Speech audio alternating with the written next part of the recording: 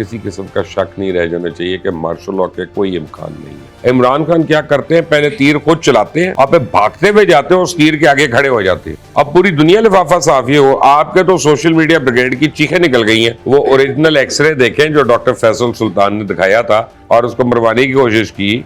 आप उसके नेशनल क्यों है भाई? वो खान को ये मैसेज देने आए थे कि इंसान के बच्चे बनो। इस सारा कुछ गोल्डस्मिथ की ख्वाहिश पे तो हुआ है ये सब कुछ। मैं आज इमरान खान को चैलेंज करता हूं, अगर उनमें से किसी ने झूठ बोला है। अस्सलामुअलैकुम नाजरीन, आप देख रहे हैं मुबश्शिर लुकमान यूट्यूब चैनल। मैं हूं महविश तबस्सुम। नाजरीन, अर्ली इलेक्शन के हवाले से बहुत दफ़ा बात होती है। खान साहब बार बार ये मुतालबा भी कर रहे हैं कि इंतखाबात जल्दी करवा दिए जाएं। इसके साथ साथ जिस तरह की सूरत हाल मुल्क में पैदा हो जाती है, उस हवाले से मार्शल लॉ लगने के चांसेस भी बहुत सारे लोग जाहिर करते हैं। लेकिन आज एक अहम प्रेस कॉन्फ्रेंस हुई जनरल रिटायर्ड फैज़ चिश्ती की जानिब से, और उन्होंने अपनी प्रेस कॉन्फ्रेंस में साफ तौर पर मुबश्शिर साहब ये बात कह दी है कि अर्ली इलेक्शंस का कोई इम्कान नहीं है और इलेक्शन जो है वो 2023 मई में ही होंगे। और साथ साथ उन्होंने कहा कि मार्शल लॉ का भी अब कोई खतरा नहीं है। आप समझते हैं कि वाकई ऐसा है? मैं जनरल फैज अली चिश्ती को पर्सनली जानता हूँ और मैं यानी ये आपको बता सकता हूँ कि बहुत ही एक दबंग आदमी है वो। He is very upright, he is very honest and he is a real hero of Pakistan. Why do I say that? ये मुझे आपको बताना है। यहाँ पे 1965 में जब जंग हुई तो पाकिस्तान आर्मी की एक बड़ी सेलिब्रेटेड यूनिट, पाकिस्तान आर्मी की हर यूनिट सेलिब्रेटेड है, लेकिन ये जिसमें मैं प्राइड ले रहा हूँ वो है 28 मीडियम। 28 मीडियम में उस वक्त जनरल फैज अली चिश्ती जो थे वो 2IC थे और 28 मीडियम ने छम जौड़ियाँ कैप्चर किया वहाँ पे। और जो छम जौड़ियाँ में इवन यानी बमबारी में मंदिर भी गिर गए काफ़ी, इतनी इन्होंने और यानी किया था। आर्टिलरी के बेसिकली गनर है। और उसके बाद 28 मीडियम को टाइटल मिला बुत शिकन का। तो वो 28 मीडियम का जो भी ऑफिसर या जवान है ना, वो आप समझे बुत शिकन है। वो जब बात करेगा ना तो वो बुतों को तोड़ेगा, वो बीच में कहीं नहीं रह के करेगा बात। ये आपको क्लियर होनी चाहिए पहले बात। और जनरल फैज अली चिश्ती जो हैं वो बहुत ही रिस्पेक्टेड रिटायर्ड ऑफिसर्स में से हैं पाकिस्तान आर्मी के और एक्स सर्विसमैन जो हैं। और ये मेरा ख्याल है कि उन लोगों को भी बड़ा कड़ा जवाब दिया जो सो कॉल्ड खुद साख्ता अपनी अपनी टिकट के लिए या सेनेट की सीट के वादे के ऊपर या एडवाइजरी के वादे के ऊपर प्रेस क्लब के बाहर जाके इज्तिमा करते रहे हैं और अपना और अपने इदारों का मजाक उड़वाते रहे हैं। तो आई थिंक ये बड़ा क्लियर है। और यानी वो उन्होंने मार्शल लॉ के इम्कानात को उन्होंने जब कहा कि नहीं हो सकता, तो इसको याद रखें कि फैज अली चिश्ती साहब के मतलब कहा जाता है कि वो आर्किटेक्ट थे ज़ियाउल हक के मार्शल लॉ के, यानी उन्होंने उसको प्लान किया था, ये कहा जाता है। तो अगर एक वो शख्स जो मार्शल लॉ को प्लान कर सकता है और मुल्क में लंबा तरीन मार्शल लॉ लगा सकता है या लगवा सकता है, वो शख्स जब ये कह रहा है कि मार्शल लॉ के इम्कानात नहीं है, तो इसमें अब किसी किस्म का शक नहीं रह जाना चाहिए कि मार्शल लॉ के कोई इम्कान नहीं है। और अगर वो ये कह रहे हैं कि जनाब जो है वो इलेक्शंस टाइम पे होंगे, और उन्होंने पहले कह दिया ना कि चू ना करें, जमहूरियत यही है कि आपको वोट ऑफ नो कॉन्फिडेंस से आप बाहर चले गए, दूसरे ने वोट ऑफ कॉन्फिडेंस ले लिया, आपको इतना प्रॉब्लम है उसको हटाना है, 2 अपने बंदे ऐड करें और वोट ऑफ नो कॉन्फिडेंस ले आए शहबाज शरीफ के खिलाफ। चाचा क्यों कर रहे हैं? उन्होंने ये वर्ड यूज किया चाचा, ठीक है ना, उन्होंने कहा चाचा क्यों कर रहे हैं। तो मेरा ख्याल है उन्होंने बिल्कुल सही कहा। और जनरल फैज अली चिश्ती जो हैं उन्होंने हर एक के दिल की आवाज बोली है कि यार आप खुदा के लिए अपनी सियासत और अपनी बोटी की सियासत जो है ना उसको खत्म करो और मुल्क को आगे चलाओ। हमारे बच्चे जो है उनका मुस्तकबिल जो है मजीद तारीख मत करो। आप जमहूरियत बात करें, एक हुकूमत जाने पे बरतानिया में 3 महीने में 3 हुकूमतें चली गई हैं, लेकिन जमहूरियत को खतरा नहीं हो रहा वहां पे। और हो सकता है माविश में आज आपको बता रहा हूं अगले चंद महीने में बरतानिया में इलेक्शंस भी हो जाए और ये टोरी पार्टी हार जाए और लेबर पार्टी आ जाए, क्योंकि इतनी ये इस वक्त जो है ना अंदर से खलफशार का शिकार है। तो वहां पे जमहूरियत को कोई नहीं कहेगा खतरा पड़ गया। ये हमारे पास ही अल्फाज हैं और यही टर्म्स हैं।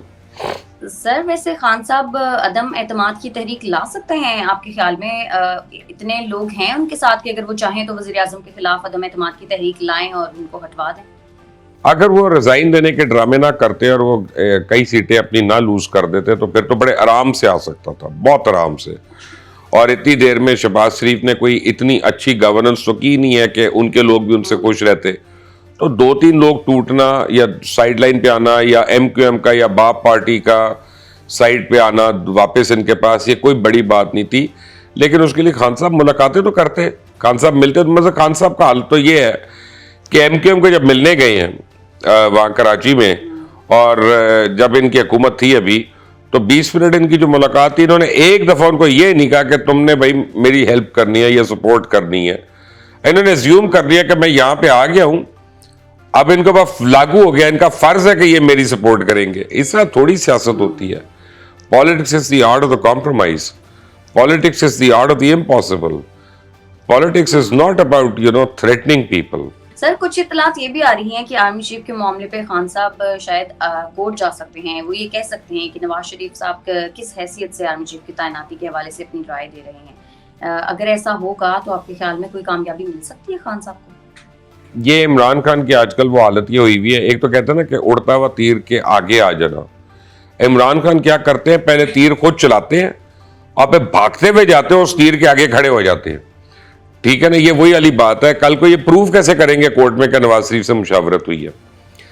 ख्वाजा आसिफ ने तो इनकार कर दिया, अब उनके लीडर की तरफ से आ गया इनकार। तो किस बेसिस पे वो जमा होगी एप्लीकेशन, किस बेसिस पे उसकी सुनवाई होगी, और किस बेसिस पे खान साहब जो है इस पे कोई फैसला लेंगे? How is that possible? तो आपके ख्याल में खान साहब नहीं जाएंगे कोर्ट, या अगर वो जाते हैं तो वो जाते हैं तो उनको बड़ी शर्मिंदगी होगी दोबारा से। सर, खान साहब ने अमरीकी जो साजिश है उस हवाले से बड़ी वजाहत दी है। वो ये कहते हैं कि कुछ सहाफी हैं जो इनके खिलाफ प्रोपेगेंडा कर रहे हैं। सर, ये जो बैनुल अक़वामी सहाफी हैं, इनको कौन लिफाफा दे रहा है? बात यह है कि आप ये देखें, एक इंटरव्यू हो तो चले मान लिया, CNN को आपने इंटरव्यू दिया, DW को आपने इंटरव्यू दिया, RT को आपने इंटरव्यू दिया है, वॉल स्ट्रीट जर्नल को आपने इंटरव्यू दिया है, फाइनेंशियल टाइम्स को आपने इंटरव्यू दिया है, सारे के सारे गलत हो गए। अब पूरी दुनिया लिफाफा साफी हो। आपके तो सोशल मीडिया ब्रिगेड की चीखें निकल गई हैं सोशल मीडिया के ऊपर, जब से खान साहब का वो आया कि let's put this behind us, cipher is no more there, ये वो आपने खुद सुन लिया। मैं तो नहीं बना रहा, अपने अल्फाज है उसके। लेकिन इसका ये कि हर एक को झूठा कहना, हर एक को झूठा कहना, अब वो लिखी पड़ी तो सिर्फ बातें नहीं है ना कि जी मैंने कहा कुछ और था और अगले ने सुना कुछ और, लिखा कुछ और है। ये तो भाई रिकॉर्डेड है, कैमरा के ऊपर रिकॉर्डेड है सारी। और खान का तो प्रिंट इंटरव्यू भी जो होता है ना, वो उसको कैमरा पे रिकॉर्ड करते हैं, क्योंकि कोई इसकी बात का एतबार नहीं करता, उनको पता है कि गलत करते हैं। मैं आज इमरान खान को चैलेंज करता हूं, अगर उनमें से किसी ने झूठ बोला है और इनके पॉइंट ऑफ व्यू को गलत बयान किया है, तो उस अखबार को केस कर दे, उस चैनल को सू कर दे, उस एंकर को अदालत में ले जाए, पता चले ना कि किसी ने इनको गलत कोट किया। लेने के देने पड़ जाएंगे इनको, ये क्यामत तक ये नहीं करेंगे। मैं आपको भी लिख कर दे देता हूं, नहीं कर सकता। कान की हिम्मत नहीं है कर दे, कान डरपोक है इस मामले में। उसकी वजह यह है कि खुद बोला हुआ, रिकॉर्ड हुआ हुआ, उसे दुनिया में अदालतों के अंदर जाके कैसे मुकरेगा? अपने जो नाखलफ किस्म के भौंकने वाले, बहु बहु करने वाले लोग हैं, वो तो चलो मान लेंगे कि नहीं, ये मतलब नहीं था, उस वक्त दवाई नहीं खाई हुई थी या दवाई खाई हुई थी तो उन्होंने ये कह दिया, उनका मतलब ये नहीं था। लेकिन अदालतों में तो ये बातें इस तरह नहीं चलती है ना, तो कर ले एक दफा शौक अपना पूरा। सर, तहरीक इंसाफ की तरफ से खान साहब के जख्मों की वीडियो शेयर की जा रही है और उसके बाद भी काफी सवालात उठाए जा रहे हैं कि शायद ये भी ड्रामा है। इसमें कितनी सच्चाई? महावेश, मुझे अपने दिल से बताइए, आपको क्या लगता है? मुझे तो लगता है वैसे खान साहब को जख्म आए हैं। आए थे ना, वो ओरिजिनल एक्सरे देखें जो डॉक्टर फैसल सुल्तान ने दिखाया था, वो कहीं नीचे लगे हुए टांग पे। तो अब 2 हफ्ते के बाद जब वो पट्टी बदल रही है, तो वो भाई साहब अपना वो जख्म चलते चलते, वॉक करते हुए, जॉगिंग करते हुए ऊपर तक पहुंच गए, यहाँ तक पहुंच गए, है ना। तो जख्मों ने भी जॉगिंग की है, जख्मों ने भी वॉक की है इतने दिन में, और रह नहीं सके एक जगह पे, बोर हो गए थे। और एक ऐसा जख्म है यार कि बुलेट वूंड है, उसको प्लास्टर हो रहा है, ठीक है, या तो हड्डी टूटी हो या तो हड्डियों में फ्रैक्चर हो, कुछ समझ आती है, उसको प्लास्टर, फिर जिस जगह जख्म है उसके ऊपर से प्लास्टर काटा हुआ है। और कल 2 हफ्ते 3 हफ्ते के बाद पता नहीं वो पट्टी खोली तो फ्रेश वूंड है अभी तक। यार ये कैसे फ्रेश वूंड है 3 हफ्ते के बाद भी? ये तो डॉक्टर ही नालायक हैं। खान को गैंग्रीन ना कर दें, गैंग्रीन होगी तो टांगे कट्टी पड़ जाएंगी, अल्लाह माफ करे। तो खान को चाहिए डॉक्टर बदले और सही डॉक्टर करे। नहीं तो भाई फ्रेश वुंड अभी तक क्यों है 2 हफ्ते के बाद, ये बता दो मुझे। खून रिस रहा है उसमें से, को अकल की बात करो यार। लोगों को बेवकूफ बनाया हुआ है तो लोग शक नहीं करेंगे। हर आदमी तो यूतिया नहीं है, जिसमें अकल है वो तो शक करेगा। शक क्या करेगा, हमें तो यकीन है कि ये ड्रामा है। और बताएं सर, खान साहब के जो बेटे, वैसे तो आप जाहिर है कहते हैं कि वो आप उनकी औलाद है, उनके बारे में बात नहीं करेंगे, लेकिन मुझे ऐसा लग रहा था कि मे बी वो लॉन्ग मार्च में शिरकत करें, लेकिन वो तो लॉन्ग मार्च में शिरकत किए बगैर वापस रवाना हो गए हैं। क्यों शिरकत करेंगे मावेश? क्या वो आम आदमी वाली उनकी जिंदगी की हैसियत है?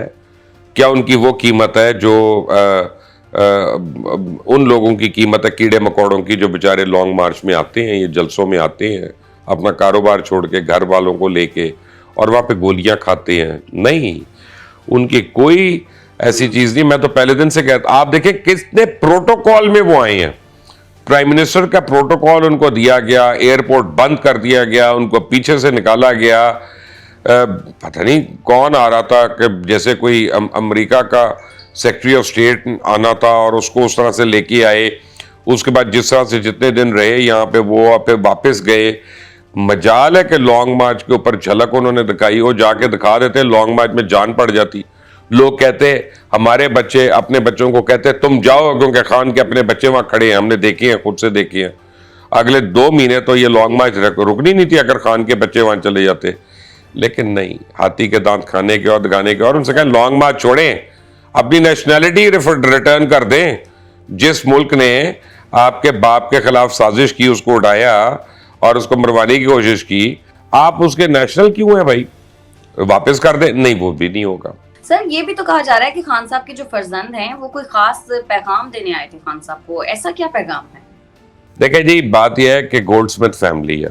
गोल्डस्मिथ फैमिली के अमेरिका में बड़े बिजनेस इंटरेस्ट है, उनके बड़े ताल्लुकात हैं, और अभी भी जो लॉबिंग फर्म्स वगैरह कुछ यूके वगैरह में काम कर रही हैं, वो इमरान खान के लिए गोल्डस्मिथ फैमिली की काम कर रही हैं। बल्कि जमाइमा जो है वो इनके इंटरव्यूज अरेंज करवा रही हैं कई जगहों पे, ठीक है ना, जो इनके हो रहे हैं। वो खान को ये मैसेज देने आए थे कि इंसान के बच्चे बनो, और तुम जो बार बार अमेरिका अमेरिका अमेरिका कर रहे हो, तुमसे बात तो होनी कोई नहीं है, हमारे यहाँ पे कारोबार ख़त्म हो जाएंगे। और उनके बच्चों ने आगे कहा कि फिर हम लोग किसके पैसे पे पलेंगे? तो हम भी तो पल रहे हैं गोल्डस्मिथ के पैसे पे, तो वहाँ पैसा ही बंद हो जाएगा तो क्या होगा? तो खान को मैसेज दिया गया। उसके बाद तो खान ने पैंतरा बदला अपना, जो 2-3 इंटरव्यूज ऊपर नीचे दे दिए कि ना, अब अमेरिकन उसको भूल जाओ, साइफर को भूल जाओ, पुट इट बिहाइंड यू। इस सारा कुछ गोल्डस्मिथ की ख्वाहिश पे तो हुआ है ये सब कुछ। सर, तौहीन इलेक्शन कमीशन और तौहीन चीफ इलेक्शन कमिश्नर केस में सुप्रीम कोर्ट ने खान साहब, फवाद चौधरी और असद उमर को नोटिस जारी कर दिए हैं। इस केस में क्या मुस्तकबिल देखते हैं आप खान साहब का?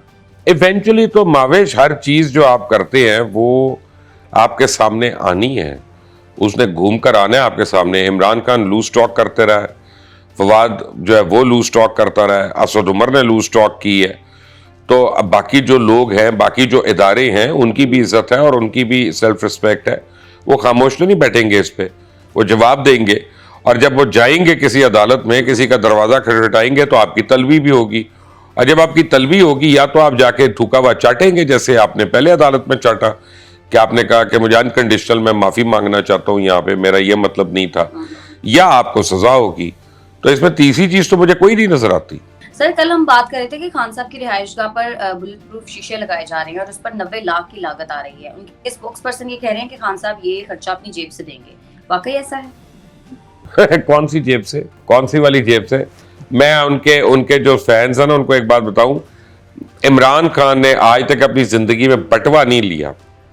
इमरान खान की जेब में बटवा नहीं होता कि कहीं खुदा ना खास्ता बटवा किसी को निकाल के पे ही करना पड़ जाता है रेस्टोरेंट में खाने का या बोतल का या किसी चीज का। इमरान खान के एक घर का खर्चा 50 लाख और दूसरे घर का खर्चा 48 लाख रुपए महीना है। वो कौन दे रहा है अभी? ठीक है ना। और ये जो दीवारें बन रही हैं और ये जो बुलेट प्रूफ हो रहा है सारा को, ये किस खर्चे से हो रहा है? और भाई मावेश, आपने वो 20 अरब रुपया जो सो कॉल्ड खुद तहरीक इंसाफ कहती है सैलाब ज़दगान के लिए जमा हुआ, वो कहीं तो लग रहा है ना। और वो सैलाब ज़दगान पे तो नहीं लगा। अब तो सर्दियां शुरू हो गई बेचारों के लिए, अब तो मौसम भी तब्दील हो गया, अब तो ठिठर रहे हैं कि सैलाब ज़दगान के लिए पैसे ही नहीं जमा हुए। नहीं मैं कह रहा हूं ना, लेकिन मान नहीं ना रहे, इमरान खान तो नहीं मान रहे, वो तो कह रहे हुए हैं, तो मैं उनकी बात मान लेता हूं। वो कहां लगे हैं, वही तक कहां जा रहे हैं, उधर ही जा रहे हैं ना। बाकी हुकूमतों का, केपी की हुकूमत, पंजाब हुकूमत, जीबी हुकूमत, आज़ाद कश्मीर हुकूमत से तो वो क्या कहते हैं कि बेदरेक जिस तरह से लूट मार हो रही है उसका तो हिसाब ही कोई नहीं है। मैं आपको बताऊं, जब ये सारी बातें खुलेंगी, निकलेंगी, आपको नवाज शरीफ और आसिफ जरदारी की जो करप्शन है ना और मिस यूज ऑफ पावर, वो बहुत ही कोई तिफले मकतब वाली कहानियां लगेंगी आपको। ये तो शहनशाह करप्शन है एंड शहनशाह मिस यूज ऑफ पावर है। देखते हैं सर फिर आने वाले दिनों में जब चीजें खुलती हैं कि कौन ज्यादा करप्ट है। बहुत शुक्रिया आपका आज के प्रोग्राम के लिए। नाज़रीन, आज के प्रोग्राम से इतना ही। हमारी वीडियो पसंद आती है तो चैनल को कर दें लाइक, सब्सक्राइब और शेयर, और अपनी कीमती राय से हमें जरूर आगाह कीजिएगा। हमें इजाजत दें। अल्लाह ने